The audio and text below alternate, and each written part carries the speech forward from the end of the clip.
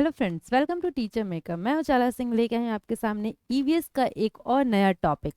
जैसा कि आपको पता है कि हम कंटेंट प्लस क्वेश्चन साथ साथ कर रहे हैं, वो भी टॉपिक वाइज। तो कल मैंने फैमिली एंड फ्रेंड्स करवाया था और उसी के सब थीम है। फैमिली एंड फ्रेंड्स का सब थीम क्या क्या है? प्लांट है, एनिमल्स है। तो उसमें से हम वर्क एंड प्ले है, तो उसमें से हम एक टॉपिक लेके आए हैं प्लांट। तो आज हम प्लांट्स के बारे में जानेंगे, थोड़ा बहुत डिस्कस करेंगे और कुछ क्वेश्चन सॉल्व करेंगे। प्लान टॉपिक बहुत ही बड़ा है, तो ये एक वीडियो में कंप्लीट नहीं हो सकता है, तो इसके लिए मैं एक और क्लास अलग से लूंगी। तो चलिए स्टार्ट करते हैं आज का सेशन। आज का हमारा टॉपिक है प्लांट्स। तो जैसा कि आपको पता है कि आप बहुत सारे प्लांट्स देखे होंगे, अलग अलग तरह के प्लांट्स होते हैं। जैसे कि अगर आप अपने आसपास देखें तो कुछ प्लांट्स छोटे होते हैं, कुछ बड़े होते हैं, कुछ के पत्ते बहुत बड़े बड़े होते हैं, कुछ के पत्ते छोटे छोटे होते हैं। तो प्लांट्स बहुत तरह के होते हैं। तो मैं बेसिकली आपको बता दूं कि प्लांट कितने तरह के होते हैं। तो एक होता है हर्ब्स, जिसे हम साग कहते हैं। दूसरा होता है श्रब्स, जिसे हम झाड़ियाँ कहते हैं या झाड़ कहते हैं। एंड तीसरा होता है ट्रीज। ट्रीज मीन्स जिसे हम पेड़ कहते हैं। तो प्लांट्स तीन तरह के होते हैं। हम तीन तरह के प्लांट्स के बारे में पढ़ेंगे।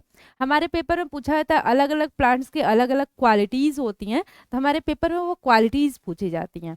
तो चलिए हम स्टार्ट करते हैं। पहले हम हर्ब्स के बारे में जानते हैं। हर्ब्स जिसे हम साग कहते हैं, तो उसके बारे में पहले हम देखते हैं। विभिन्न प्रकार के पौधे होते हैं। हमने बहुत सारे प्रकार के पौधे देखे, जैसे कि हमने कि तीन प्रकार के पौधे देखे। पहला हर्ब, दूसरा श्रब्स एंड तीसरा ट्रीज। तो हर्ब को हम क्या कहते हैं? साग कहते हैं।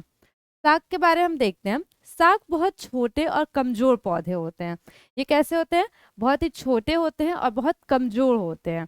इसकी हाइट बहुत ज्यादा नहीं होती है, बहुत ज्यादा लंबे नहीं होते हैं। ये छोटे छोटे पौधे होते हैं। ये उनके पास पतले हरे और नरम तने होते हैं।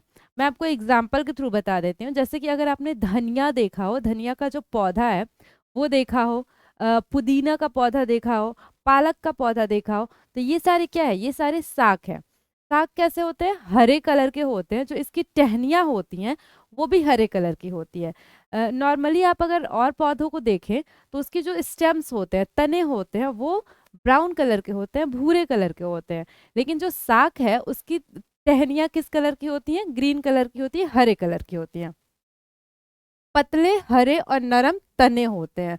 उसका तना कैसा होता है? बहुत ही पतला होता है, हरा होता है और नरम होता है। अगर पेड़ की विशेषता पूछे तो पेड़ की टहनियाँ कैसी होती हैं? भूरे कलर की होती हैं। वे आमतौर पर 3 से 4 महीने तक रहते हैं। अगर आप लाइव एग्जांपल्स ले लें, धनिया को देख लीजिए। धनिया का पौधा अगर आप लगाएंगे, धनिया को लगाएंगे, तो वो 3 से 4 महीने तक रहता है। उसके बाद वो सूख जाता है, फिर वो उसमें से धनिया नहीं निकल पाता, या फिर वो बड़ा हो जाता है, फिर उसमें से धनिया का बीज निकलने लगता है। तो जो धनिया का पौधा है या फिर पुदीना का पौधा है, ये क्या होता है? 3 से 4 में जो भी साग होते हैं वो 3 से 4 महीने तक ही रहते हैं। इसका उपयोग दवाओं के रूप में या भोजन में स्वाद जोड़ने के लिए किया जाता है। तो इसका भोजन में स्वाद जोड़ने के लिए का एग्जाम्पल आप देख लीजिए। धनिया हो गया, पुदीना हो गया, इन सब का उपयोग हम क्या करते हैं? भोजन में स्वाद जोड़ने के लिए करते हैं, या फिर दवाओं के रूप में, जैसे कि पालक आप ले लीजिए, या फिर और भी बहुत सारे साग हैं जिनको दवाओं के रूप में या यूज किया जाता है। वे ज्यादातर अपनी गंध के लिए जाने जाते हैं, जो सुखद और अद्भुत होते हैं। अलग अलग शाक के अलग अलग तरह की गंध होती है, मीन्स कि उनमें अलग अलग स्मेल्स होते हैं। आप कोई भी साग का पौधा उठा के देखिए। मैंने 3 एग्जाम्पल्स आपको दिए, धनिया, पालक और पुदीना। इन तीनों एग्जाम्पल्स को आप देख लीजिए। इन तीनों में अलग अलग गंध होता है, अलग अलग इनकी सुगंध होती है, और फिर इनको क्या किया जाता है? स्वाद को बढ़ाने के लिए इसका यूज किया जाता है। पेपर में ये पूछा जाता है कि केले का पौधा आप अगर देखें, मैंने ये बताया कि साग जो होते हैं बहुत ही छोटे होते हैं, लेकिन साग के जो स्टेम्स होते हैं, तने होते हैं, वो हरे कलर के होते हैं। तो केले का पौधा किस चीज में आएगा? वो साग है या झाड़ है या फिर पेड़ है? तो केले का पौधा क्या होता है? साग होता है। क्यों? क्योंकि उसके तने हरे कलर के होते हैं। तो ये बताया गया है केले का पौधा दुनिया की सबसे बड़ी साग है। दुनिया की सबसे बड़ी जो शाख है, जो हर्ब्स है, वो क्या है? केले का पौधा है। यानी कि केले का पौधा क्या है? एक शाख है। उदाहरण पे आप ले लीजिए, पुदीना हो गया, उसको इंग्लिश में मिंट कहते हैं।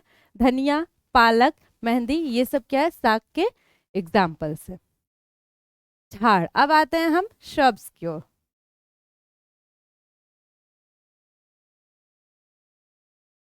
झाड़ियाँ जड़ी बूटियों की तुलना में बहुत अधिक लंबी होती हैं, जो हमारी ऊंचाई की हो सकती है। जो झाड़ी वाले पेड़ होते हैं, झाड़ वाले जो प्लांट्स होते हैं, वो क्या होते हैं? साग की तुलना में थोड़ी सी लंबी होती है। मीन्स कि वो हमारे ऊंचाई के, मीन्स कि जितनी ह्यूमन की लेंथ होती है उतनी हो सकती है। लेकिन साग क्या होता है? साग छोटे छोटे होते हैं। एक बस केला ही ऐसा साग है जो कि बड़ा होता है, अदरवाइज सारे ही साग क्या होते हैं? छोटे छोटे। झाड़ी एक मध्यम आकार का पौधा है जिसमें झाड़ियों शाखाओं के साथ कठोर तने होते हैं। झाड़ी का आकार कैसा होता है? मध्यम आकार का होता है। मीन्स कि ना ही वो पेड़ की तरह बहुत बड़े होते हैं और ना ही साग की तरह बहुत छोटे होते हैं। और ये क्या होते हैं? कठोर तने होते हैं। इनकी तने कैसे होती हैं? कठोर होती हैं। यद्यपि तने कठोर होते हैं, वे लचीले होते हैं लेकिन नाजुक नहीं होते हैं। इसमें ये कहा गया है कि तने भले ही कठोर होते हैं, लचीले होते हैं, लेकिन नाजुक नहीं होते, वो इजीली टूट नहीं सकते हैं। उनके तने बहुत ही लचीले होते हैं लेकिन वो टूटते नहीं हैं। अगर आप हम एग्जाम्पल देख लेते हैं पहले। यहाँ पतली भूरी और लकड़ी के तने वाली होती हैं। ये क्या होती है? बहुत ही पतली सी इसके तने होते हैं, और इसके तने किस रंग के होते हैं? भूरे रंग के होते हैं। जैसा कि मैंने आपको बताया, साग के तने किस रंग के होते हैं? हरे रंग के होते हैं। लेकिन जो झाड़ है उसके तने भूरे रंग के होते हैं। यह कठोर होती है, लचीली होती है, लेकिन ये इजिली टूट नहीं सकती है, हम इसे तोड़ नहीं सकते हैं। हम एग्जाम्पल लेते हैं गुड़हल का। जो गुड़हल का पौधा होता है वो क्या है? एक झाड़ का रूप है। अगर आप उस के तने को तोड़ कर देखें तो वो इजीली टूटता नहीं है, बहुत ही आसानी से नहीं टूटता है। उसके तने पतले होते हैं, डाल जो होती हैं उसकी बहुत पतली पतली होती है, लेकिन वो आसानी से टूटता नहीं है। इसके अलावा झाड़ियाँ आमतौर पर कुछ वर्षों तक रहती हैं। गुलाब, तुलसी, हिबिस्कस। देखिए, हिबिस्कस को क्या कहते हैं? गुड़हल कहते हैं हिंदी में। और गुलाब, तुलसी, ये सारी किसके एग्जाम्पल्स है? झाड़ के एग्जाम्पल है। तो अगर आप देखें गुलाब का भी, अगर आप तोड़ के देखें उसका तना, तो वो बहुत ही इजीली नहीं टूटता। वो बहुत पतला होता है, कठोर होता है, लेकिन इजीली टूटता नहीं है। और ये क्या होता है? जैसे कि साग कितने दिनों तक रहते हैं? 3 से 4 महीने तक साग के पौधे रहते हैं। लेकिन जो झाड़ होता है वो कितने महीने तक रहते हैं? यह आमतौर पर कुछ वर्षों तक रहते हैं। जैसे कि 3 से 4 वर्ष, 5 वर्ष तक ये सारे पौधे रहते हैं। इसके अलावा आते हैं पेड़ के बारे में। तीसरा टाइप हमारा जो होता है प्लांट का, वो होता है पेड़, ट्रीज जिसे हम कहते हैं। पेड़ बड़े और लंबे पौधे होते हैं। कैसे होते हैं? ये बड़े होते हैं और लंबे होते हैं। उसके पास बहुत मोटे और कठोर तने होते हैं। आपने पेड़ देखा होगा, पेड़ का एग्जाम्पल मैं आपको दूं तो आम हो गया, बरगद हो गया, ये सारे क्या होते हैं? बहुत ही लंबे होते हैं और बहुत ही कठोर इनके तने होते हैं और मोटे मोटे होते हैं। यह एक तना पत्तियों और फलों को धारण करने वाली कई शाखाओं को जन्म देती हैं। जो उसका एक तना होता है, एक आप पेड़ देखे होंगे, पेड़ जिस पे खड़ा रहता है वो बहुत ही मोटा सा पार्ट होता है, मोटा सा तना होता है। और उससे क्या होती है? बहुत सारी शाखाएं निकली होती हैं पेड़ की। और उन शाखाओं पर क्या होता है? फल या फिर पत्तियां जो होती है वो रहती हैं। तो उस शाखा को, जैसे मान लीजिए ये पेड़ है एक, तो ये ट्रंक हम इसको कहते हैं। और इससे क्या होता है? बहुत सारी शाखाएं निकली होती है, और इस पे क्या होता है? पत्तियां होती हैं और फिर फल होते हैं। ये जड़ें इसके अलावा हम अलग अलग टाइप के पेड़ के अब ये तो पेड़ हो गया, हमने साग पढ़ लिया, हमने झाड़ पढ़ लिया, हमने पेड़ पढ़ लिया। जो नारियल का एक पेड़ होता है वो पेड़ में ही आता है, मीन्स कि वो पेड़ का ही एग्जाम्पल है, लेकिन उसमें क्या होता है, बहुत सारे तने नहीं निकले होते हैं, उसका बस एक बीज का तना होता है, उसी पर क्या होता है, उसी से पत्ते और फल निकले होते हैं। तो और पेपर में पूछा जाता है अलग अलग टाइप्स के पेड़ों के बारे में, मीन्स कि किस पेड़ की क्या विशेषता है, तो हम उस अकॉर्डिंग पढ़ेंगे। जैसे कि हम लेते हैं बरगद का पेड़। पहले हम बरगद के पेड़ के बारे में पढ़ते हैं। बरगद के पेड़ की जड़ें भी जमीन के नीचे होती हैं और दूसरे पेड़ों की तरह होती हैं।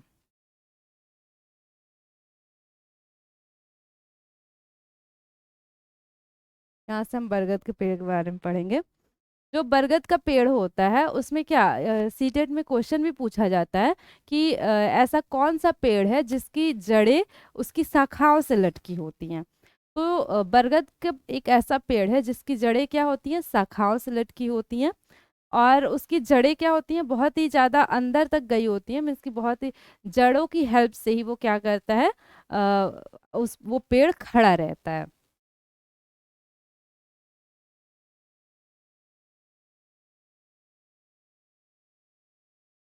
कुछ पेड़ नारियल के पेड़ शाखाहीन होते हैं, जैसा मैंने बताया कि नारियल का जो पेड़ है वो क्या होता है, शाखाहीन होते हैं, उनमें अलग अलग शाखाएं नहीं होती हैं।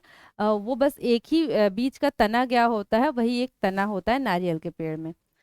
पेड़ आमतौर पर कई वर्षों तक रहते हैं, पेड़ जो है वो बहुत ही बरसों बरसों तक चलते हैं, जैसा कि मैंने बताया साग 3 से 4 महीने तक रहता है।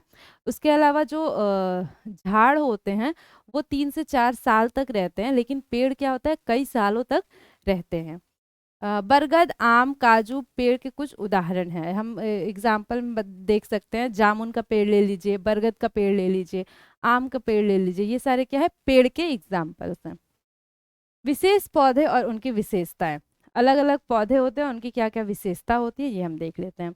खेजड़ी वृक्ष, खेजड़ी वृक्ष केवीएस में भी पूछा गया, जो एलडीसी का पेपर हुआ उसमें खेजड़ी वृक्ष के बारे में पूछा गया, और फिर सीटेट में तो बार बार पूछा जाता है। तो खेजड़ी वृक्ष की क्या विशेषता है, यह पेड़ राजस्थान में पाए जाते हैं, इसमें बहुत ही कम पत्ते होते हैं, और इसकी जो लकड़ी होती है खेजड़ी वृक्ष की, वो बहुत ही मजबूत होती है।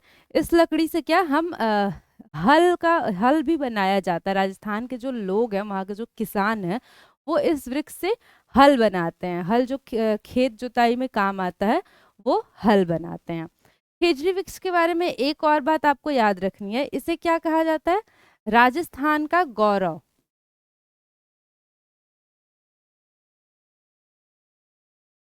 राजस्थान का गौरव कहा जाता है इस खेजड़ी वृक्ष को। तो ये आप खेजड़ी वृक्ष के बारे में ये भी पूछा जा सकता है कि राजस्थान का गौरव किस वृक्ष को कहा जाता है, तो खेजड़ी वृक्ष एक ऐसा वृक्ष है जिसे राजस्थान का गौरव कहा जाता है। इसके अलावा आ जाता है घटपर्णी पौधा। इसके अलावा घटपर्णी पौधा, घटपर्णी पीचर प्लांट जिसे हम कहते हैं, पीचर पादप जिसे हम कहते हैं। पीचर मीन्स क्या होता है, घड़ा होता है, इसमें लिखा भी है घटपर्णी, यानी कि घड़े के आकार का। ये एक ऐसा पौधा है जो कैसा होता है, घड़े के आकार का होता है, और ये क्या करता है, अपने अंदर कीटों को फंसा लेता है। इसके बारे में हम पढ़ते हैं, यह मांसाहारी और कीट भक्षी पादप का एक उदाहरण है। ये कैसा है, मांसाहारी है, क्यों, क्योंकि ये अपने अंदर मेढक और कीटों को फंसा के खा जाता है, तो इसलिए इसे मांसाहारी और कीट भक्षी कहते हैं। यह अपने बने गड्ढे के जाल में कीड़े, मेढक और चूहों को फंसाता है। किसे किसे फंसाता है, कीड़े, मेढक और चूहों को। इसकी घड़े के समान दिखाई देने वाली संरचना वास्तव में इसकी पत्तियों का रूपांतरित भाग कीड़ों को आकर्षित करने के लिए गंध पैदा करती है। क्या होता है, जो घड़े की तरह दिखाई देता है, एक घड़े की तरह उसकी संरचना कुछ दिखाई देती है, वो क्या करती है, कीड़ों को अपने ओर आकर्षित करती है। कीड़ा क्या होता है, आके उसमें फंस जाते हैं और ये उसको खा जाते हैं। घटपर्णी पौधा ये भी पूछा जाता है कि कहाँ पाया जाता है, तो घटपर्णी पौधा भारत में मेघालय में पाया जाता है। घटपर्णी पौधा मेघालय में देखने को मिलता है। इसके अलावा हम बात करते हैं रेगिस्तानी ओक के बारे में। ओक एक तरह का पौधा है, पेड़ है। यह एक आकर्षक मध्यम आकार धीमी गति से बढ़ने वाला पेड़ है जो ऑस्ट्रेलिया के शुष्क रेगिस्तान में पाया जाता है। तो ये जो ओक का पौधा है ये कहाँ पाया जाता है? ऑस्ट्रेलिया में पाया जाता है, रेगिस्तानी एरिया में ही ये पाया जाता है। इसकी बहुत कम पत्तियां होती हैं, इसमें क्या होती है, पत्तियां बहुत ज़्यादा कम होती है। और ओक के बारे में एक सवाल बार बार पूछा जाता है कि जो ओक है उसके तनों में क्या होता है? तनों में पानी का भंडारण होता है।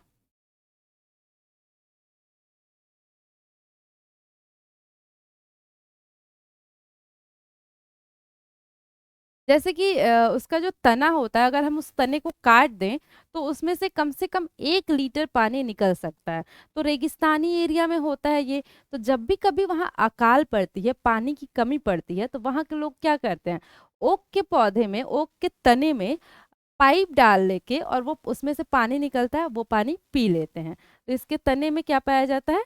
पानी पाया जाता है। और ये क्वेश्चन बार बार पूछता है कि कहाँ के लोग, ओक कहाँ पाया जाता है? तो रेगिस्तानी, ऑस्ट्रेलिया के शुष्क रेगिस्तान में पाया जाता है।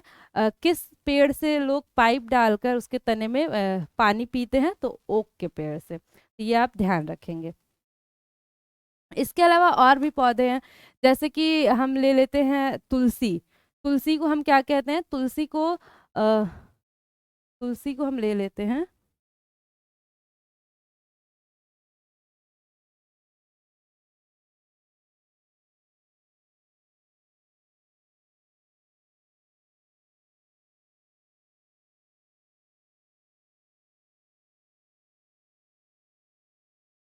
मैं ऐसे ही बता देती हूँ। तुलसी को क्या कहा जाता है? तुलसी को जड़ी बूटियों की रानी कहा जाता है।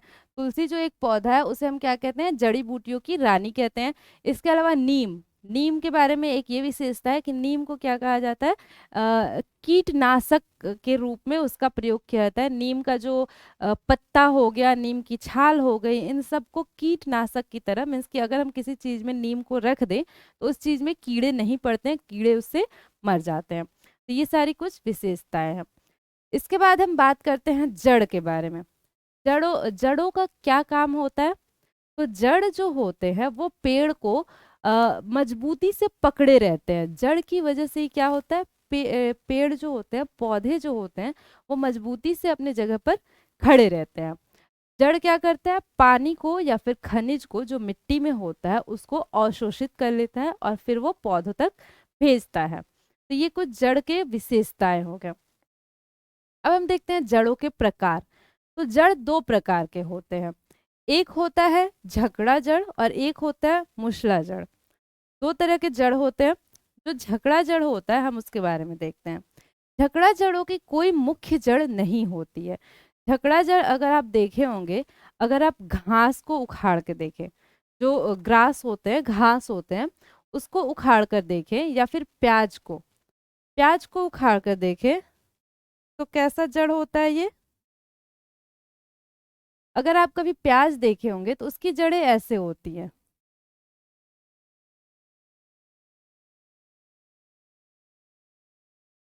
ये प्याज की जड़ होती है।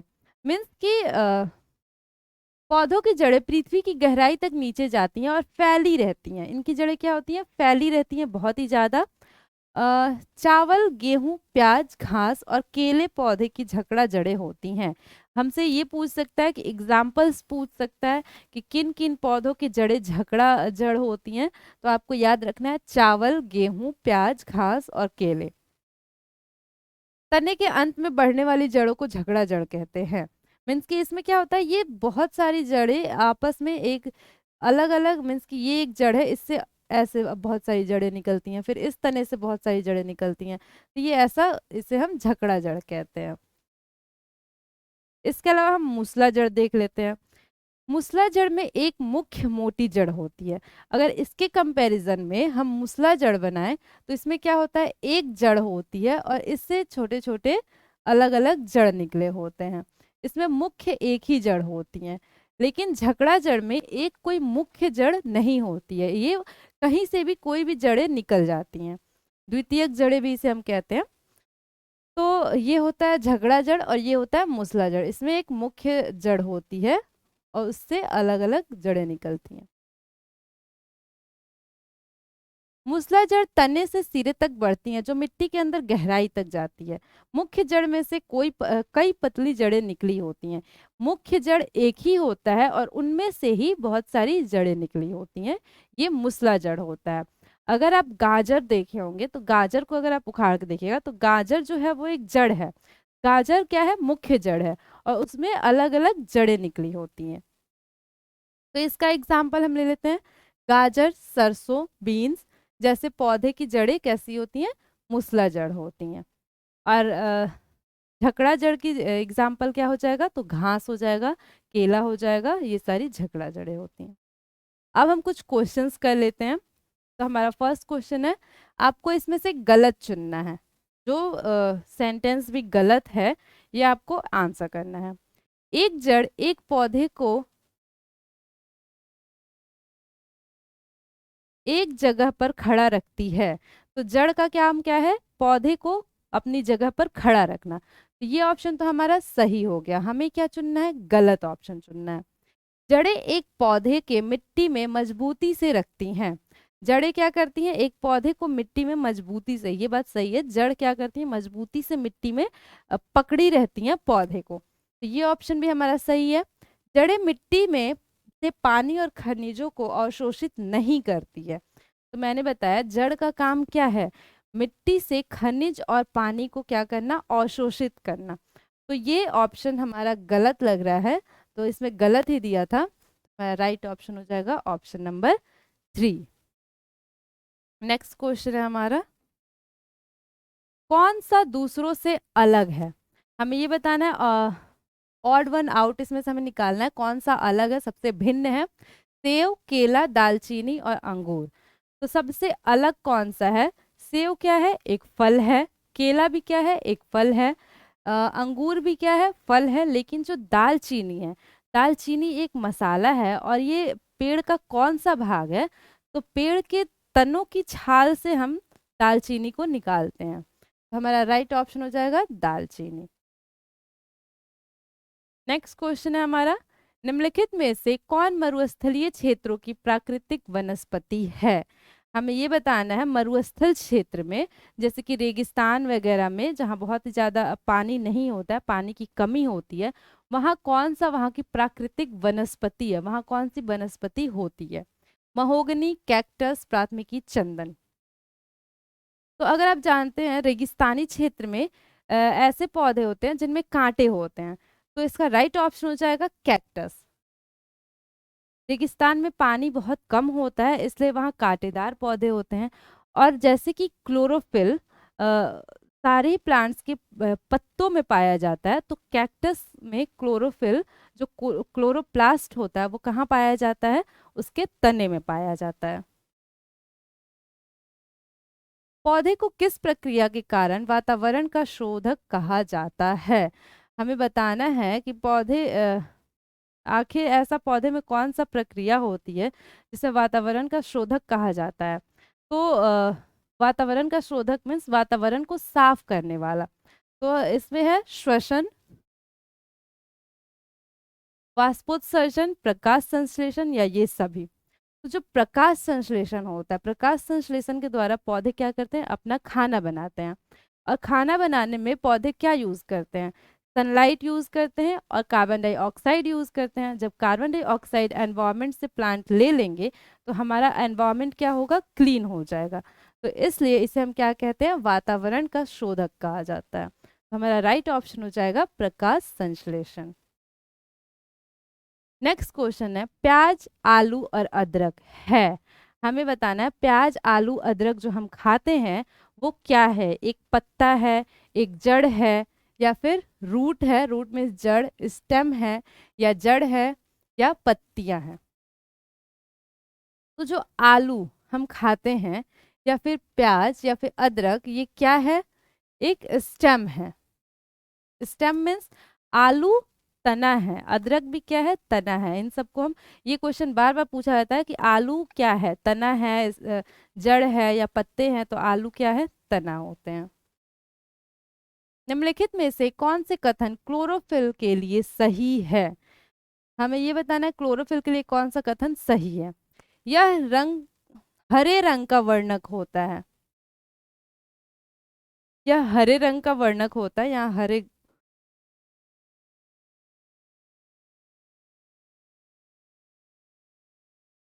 यह हरे रंग का वर्णक होता है।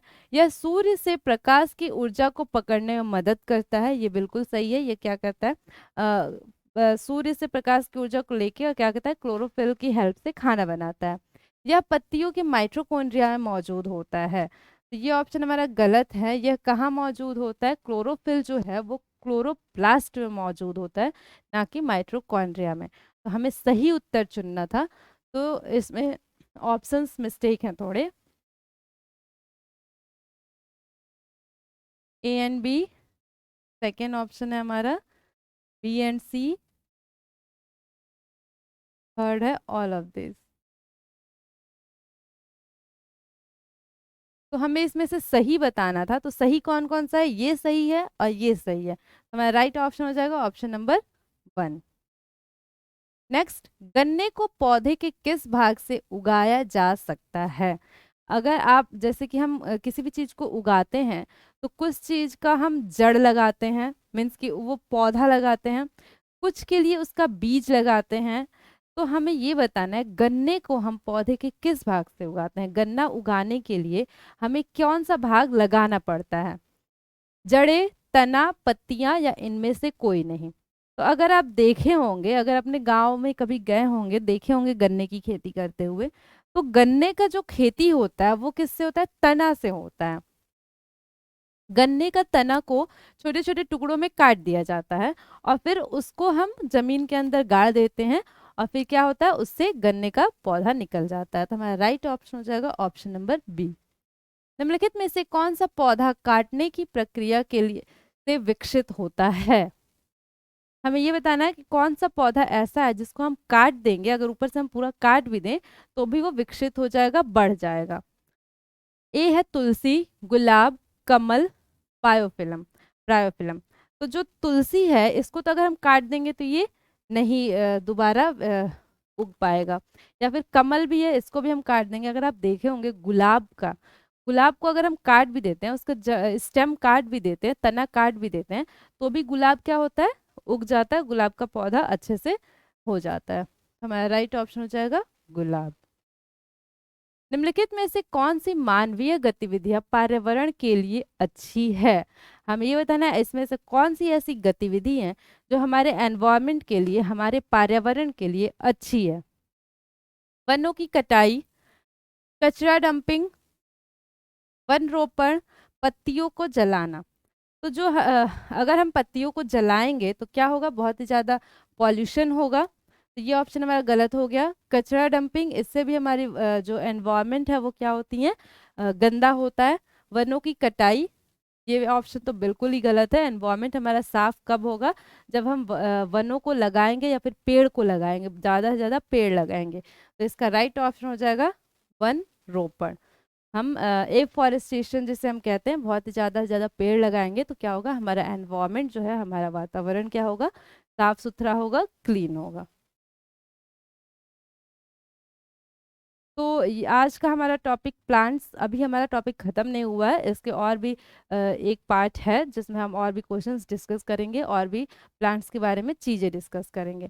तो आज का सेशन हमारा यहीं ख़त्म होता है। आप अपना स्कोर ज़रूर शेयर करिएगा कि आपके 9 क्वेश्चंस मैंने कराए हैं, 9 में से कितने क्वेश्चन सही हुए हैं। Thank you for watching.